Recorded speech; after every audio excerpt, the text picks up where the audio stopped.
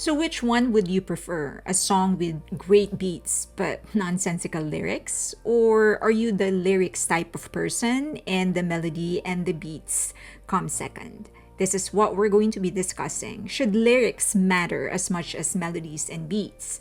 There are a lot of classics that don't mean anything. Doesn't that mean that lyrics are not that important? Music is for entertainment, not for social or political issues or a coping mechanism. Why are people expecting it to always be some political or philosophical or classic literary piece? There are different types of lyrics. Some songs tell a story.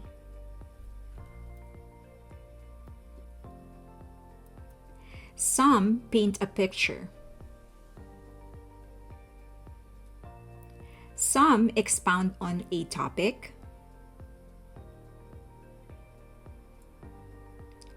Some are wordplay.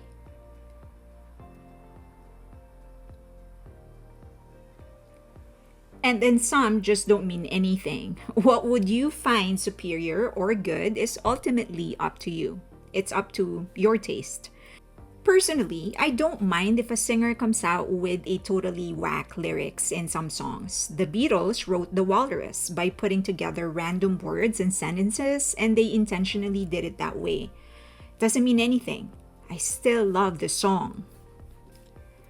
Dynamite of BTS was just a fun situation or fun thoughts of someone who is ready to bring the fun in a party or get together. Nothing deep, and that is okay.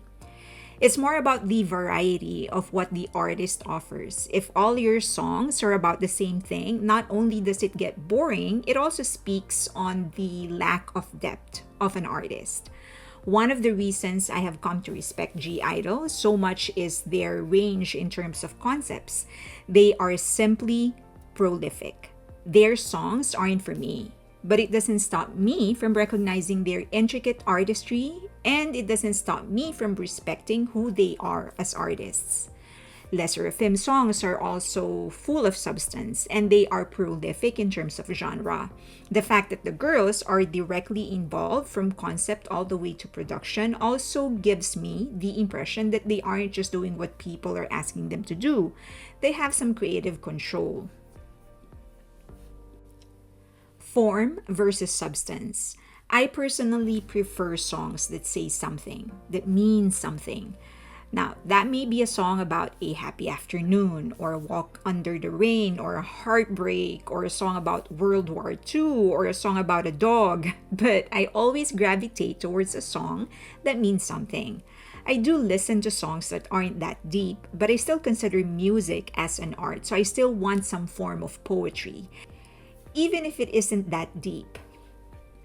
Dua Lipa's Levitating, for example, is really just about someone telling another person they should be together, but the way she painted the picture in the lyrics is some form of poetry. Is it classic high-level poetry? No, definitely not Shakespeare, but I will consider it, at the very least, pop poetry. If you want to run away with me, I know a galaxy, and I can take you for a ride. I had a premonition that we fell into a rhythm where the music don't stop for life. Glitter in the sky, glitter in my eye, shining just the way I like. If you're feeling like you need a little bit of company, you met me at the perfect time.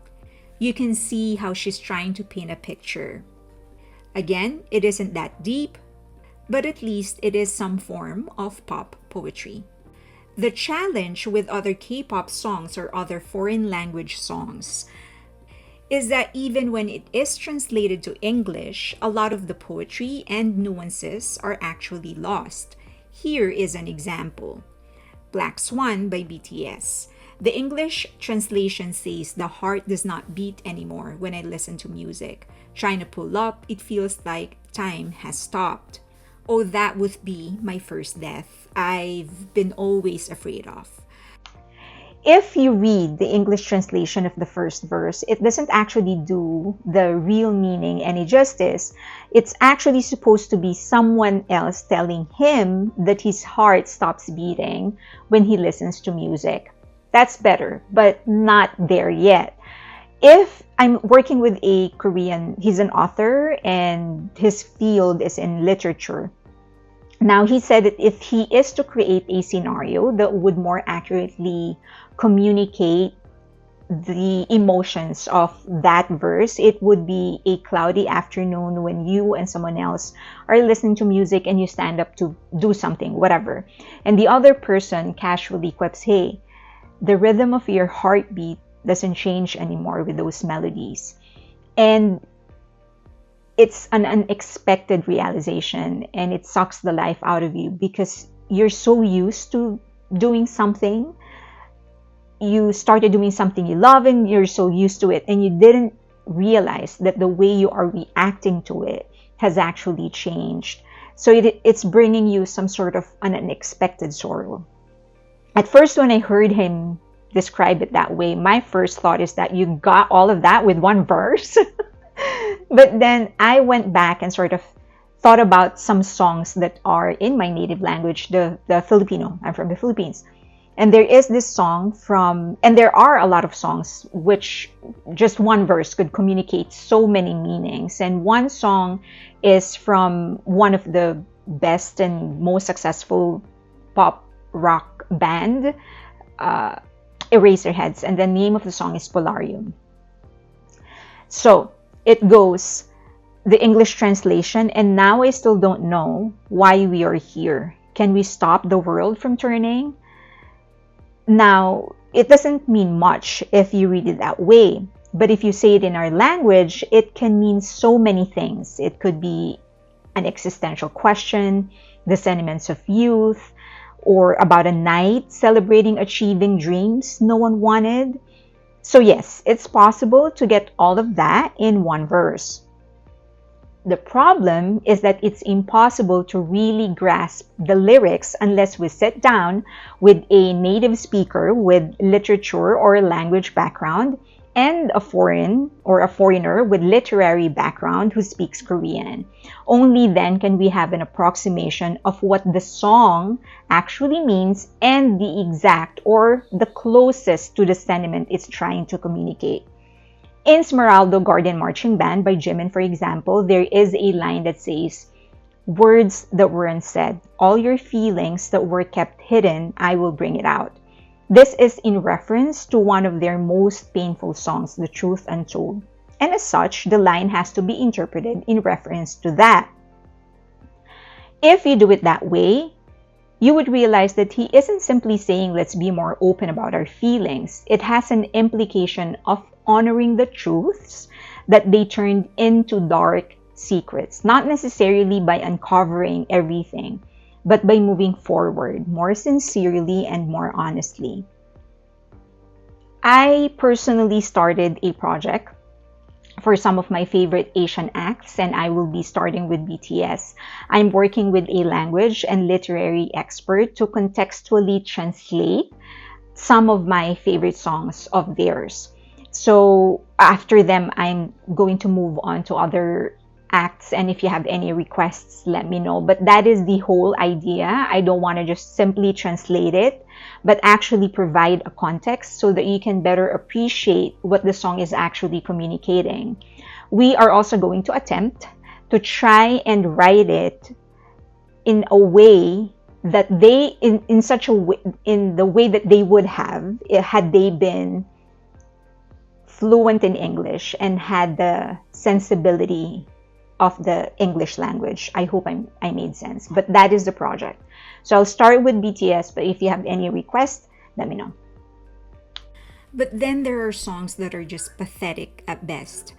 I do have limits. There are songs that have no form and no substance, and that's all they do all the time. Yeah, that's a pass for me. It's one thing to repeat one line like 100 times in a song, for as long as you have a discography packed with actual substance. That's fine, I get it. But some songs are just plain bad, and it feels disrespectful to be given a song like that.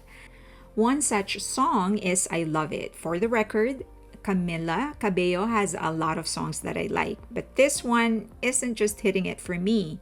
Supersonic, In Your Orbit, and I'm Bad, Diabolic. Bottle rocket on the carpet, threw it back, and he caught it. I go soprano, baby go down low, and when he leads, I gotta follow. I'm blacking out. I'm on a spiral. I need you now and tomorrow. I love it, and then she repeats it 5,000 times. On to the next line, V cuts, lemons on the chain with the V cuts, and she repeats that again 5,000 times. Super twisted, sick, addicted. Kiss me hard, someday you'll miss this. Meteor shower, in your power, seeing stars, oh my god. That being said, this song has 17 million views on YouTube and 88 million streams. Clearly, some people love it. Ultimately, the direction of music is really up to us. The restaurant will always serve the dish that customers are ordering. It's to this day, I'm so surprised that despite the plethora of resources that people can tap into for free access to classical music, different types of genres, to study who are the influential figures in music, how it evolved, how things started, very few people are making an effort to explore, to widen their spectrum when it comes to music, when it comes to art. And so many people are still buying the same type of crap. They're given songs with don't mean anything, with a line that is repeated 5,000 times in a song, and they call the person the best musician of all time. It's like, what? this is the best for you. That is not a very good representation of humanity's musical ability. But had I been a fan of somebody like that, I'd feel insulted. Now, as I've said, I don't mind if, every now and then an act would just do something fun. That's fine. But if that is all that they are offering, I'd be offended. I'd feel like, is this what I'm good for? This is what you think of me? This will make me happy? So I think we have proven just how powerful consumer demand can be. We have seen it in Japan. They are the second biggest music market. And in that market, Japanese acts are unbeatable because that's what they demand. We've seen it with ARMYs and BTS. ARMY's demand for BTS, and that has been dominating the pop music industry. So we can drive this thing, but we need to demand what it is that we are going to support, that we want. And our streams and the concert tickets that we buy, that's the biggest vote that we have. But we can also communicate openly with all of these acts. They read our tweets, they read the sentiments of the public, and so letting them know that we want them to explore. At the end of the day, it would be them that would make a decision on what kind of music that they put out, but just being able to have a conversation with them, meaning just being able to communicate with them suggestions, I think that will do a huge thing, so that they will also be open to the fact and possibility that their fans won't just be expecting the same thing, that they can actually grow and explore, right? We don't know. But it's worth a try. If we want a better future when it comes to the music industry, then it's worth a try. Okay, I would love to hear your thoughts. Please leave them in the comment section below. I would be reading them. You can say anything, but just please be respectful. Also follow me on Patreon. I do more there, and I say, you can request for topics there. And if it's a little sensitive, I would probably put it there. You can also follow me on X and Twitter and on Instagram. There are some more projects that I will be announcing in the future, so I hope to see you there. Thank you. I appreciate you all.